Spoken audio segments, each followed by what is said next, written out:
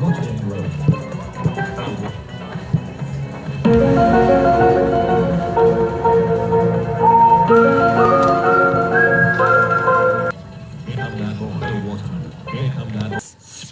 Wednesday.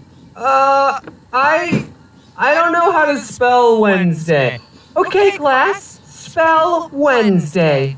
I don't know how to spell Wednesday. Well, James, just sound it out. Oh, okay.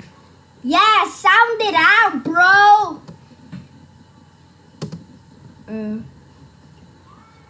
Did I do something wrong? Back. So, like this? No, James, it's Wednesday. You said sound it out, and that's how you sound it out. You think you have it bad? Do is spelled with an X. I think it comes to no surprise that I'm terrible at spelling. Sprinkle supplies. I feel like everyone in life falls into two categories. Either you're good at math Who is that? and bad at reading, or you're weird. Alright. I don't know who these people are. Some weird people. And if you've seen my other videos, you know that I'm a math boy. My mom told me that I have dyslexia because she has dyslexia and I have all the symptoms, but we never got that diagnosed by a doctor, so... Hang in there. Alright. Can't make me take my meds, Mom! A lot of times what I do to cover up the fact that I spell lower than a first grade level is I will purposely misspell words to the point where it's obviously a joke. You thought I was doing that to be funny, but it's actually because I have zero self-confidence in my spelling, and I don't want anyone to point out my mistakes. I mentioned this in a different video, but in elementary school, I was put into an honors program, and everyone had to take spelling tests a grade ahead of their level. And by everyone, I mean everyone except me, because I failed every single spelling test. So I had to Get Google Translate. I don't know. Just be quiet. take spelling tests that were on level. You. Every week when we took the spelling test, I would have to move to the back of the classroom, and the teacher would stand right next to me. She'd call out everyone else's word, which had like 8 syllables, like anti-disestablishmentarianism, and then she'd turn to me and give me my on-level word. James, your word is cat. Also, one year our class did a spelling bee, and everyone had to participate, and like, I didn't even care that I was the first one out. Hey, that's almost my name. Another thing that I mentioned in a pretty old video is that I used to have a speech impediment when I was little. I couldn't pronounce my O's and I talked like this. I'm good now.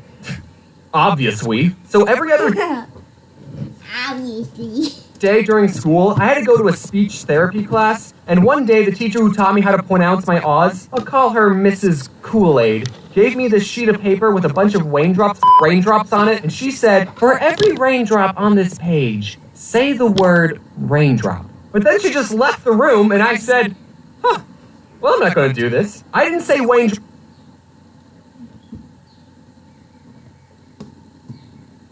a single time. Because, like, no one was even there. No one would have seen me not saying raindrop. So why would I do something that I didn't want to do? But then, the funny part is, when she came back, she asked, are you finished saying your raindrops?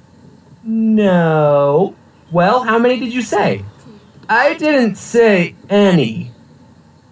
You stupid child. I told her...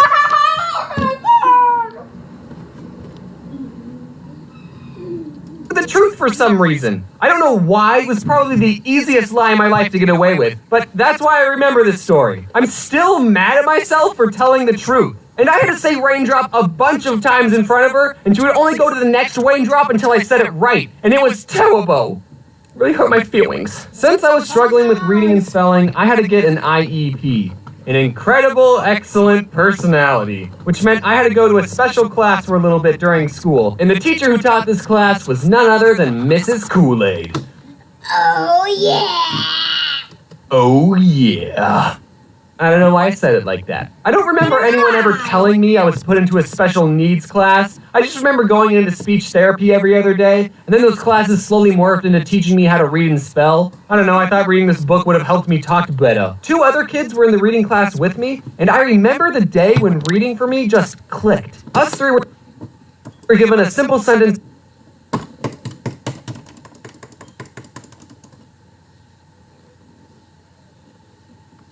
Clicked. Us three were given a simple sentence to read. It was about bees. It was so simple. It was literally just, to defend their hive from wasps, bees don't sting the wasp. Instead, they all crowd around the wasp and flap their wings to raise their body temperature, heating up the wasp.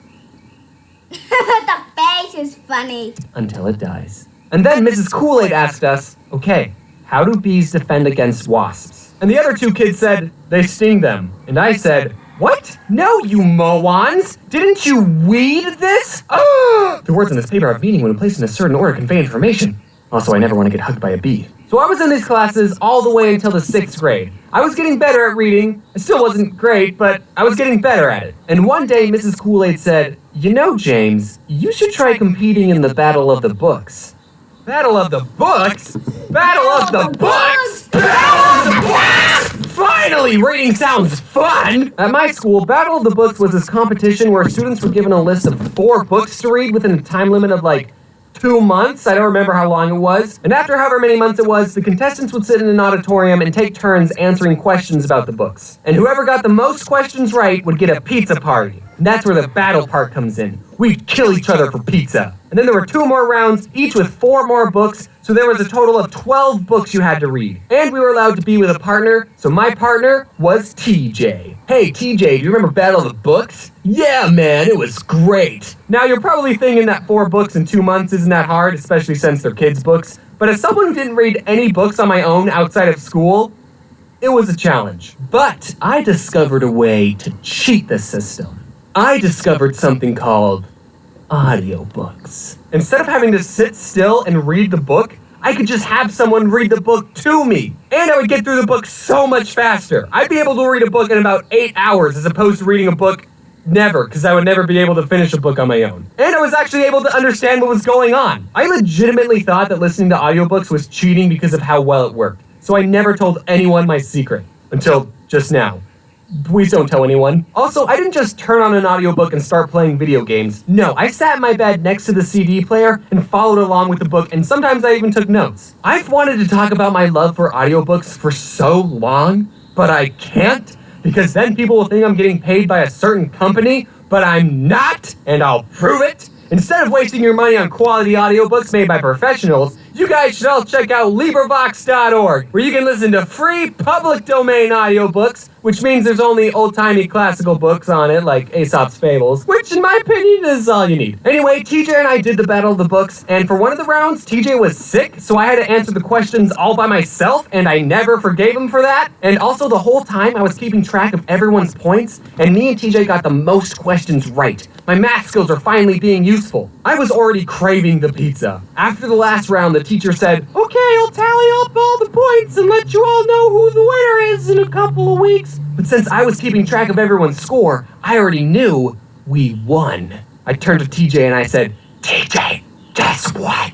We already... Oh, this is the round that you were sick on. How did I not notice that until just now? But then a couple of weeks go by and I'm not hearing any news about a pizza party. I was expecting to walk into class one day and there would just be a pile of pizza boxes waiting for me. But that never happened. The teacher in charge of the competition was the librarian. So one day I went up to her and I asked, so, did you ever say who won the Battle of the Books? Also, my favorite pizza is barbecue chicken. And she said, oh, these 2 5th graders won. So the Battle of the Books was for both 5th and 6th graders. I was a 6th grader, so I went to all the 6th grader battles. But apparently, there was some low-life 5th grader who got every single question right and stole my pizza party! And that taught me a valuable lesson. Even when you work hard, you don't always get what you want in life. But that's okay. Because one day, you'll be an adult and you can buy all the pizza you want without having to read first. You brought too much pizza! Can I have some? Anyways, guys, since you enjoyed, don't forget to subscribe, hit the bell notification, leave a like, and also, we can't forget our ending. Hot dog.